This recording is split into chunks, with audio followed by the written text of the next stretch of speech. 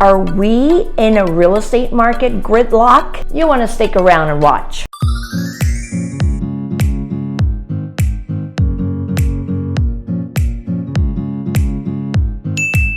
If you find the content valuable, you'll want to hit subscribe and the bell notifications so you don't miss future videos. So if I could give you an analogy, imagine a car being stuck in the mud, right? So here we are stuck in the high interest rate that have not decreased. It's actually continuing to rise because the Feds are, until they feel that they have inflation under control, interest rates are not coming down yet, right? So until that happens, we're stuck in this mud of high interest rate, and we have low inventory. We don't have a lot of listing. It's still lower than the same time last year. So it's like a spinning wheel stuck in the mud. If you can imagine that analogy, that's where we are. According to Devin Bachman, the Senior Vice President of Research at John Burns Research and Consulting, the housing market is in a gridlock. Like, we're just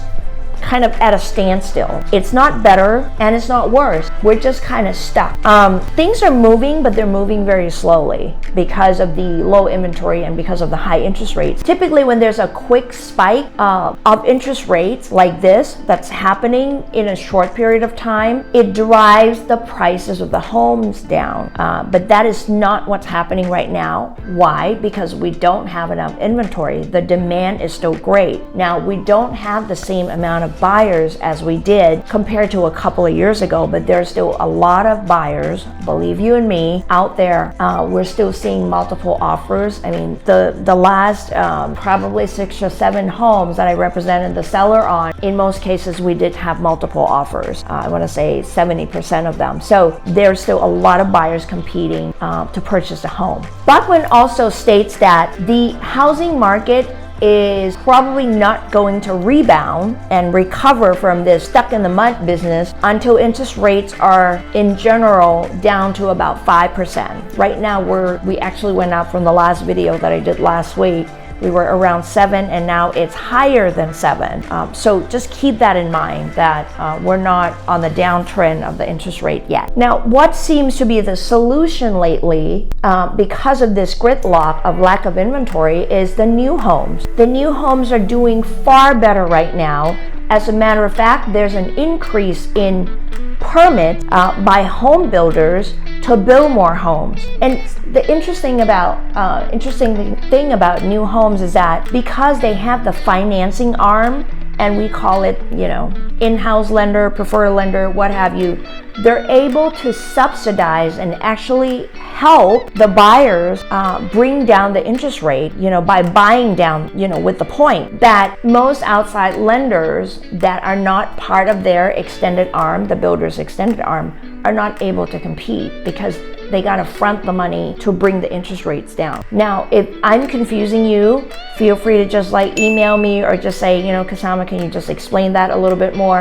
And I'm more than happy to do that. But what I'm trying to really get the point across to you is when you are walking into a new home, sales office, they have a partnership, already established partnership with their in-house lender that they're able to make the purchase more affordable to any buyer that is tough to compete by outside lender. And if you didn't hear from my last video, make sure you bring your real estate agent with you at your first visit. It's really important because your real estate agent is going to be able to do some negotiation, ask the questions that you may not know to ask. Really, you're going to be the beneficiary to have the representation of your trusted real estate agent accompanying you than you going in by yourself. That is all I can say about that. And I've sold a few new homes this year already, so with different builders. So I know that the benefit were very tangible to my client because I was able to speak the language with their sales office. So there you have it. We are kind of at a standstill. And I'm going to keep reporting to you about the market condition as things continue to change, if there's any activity in change.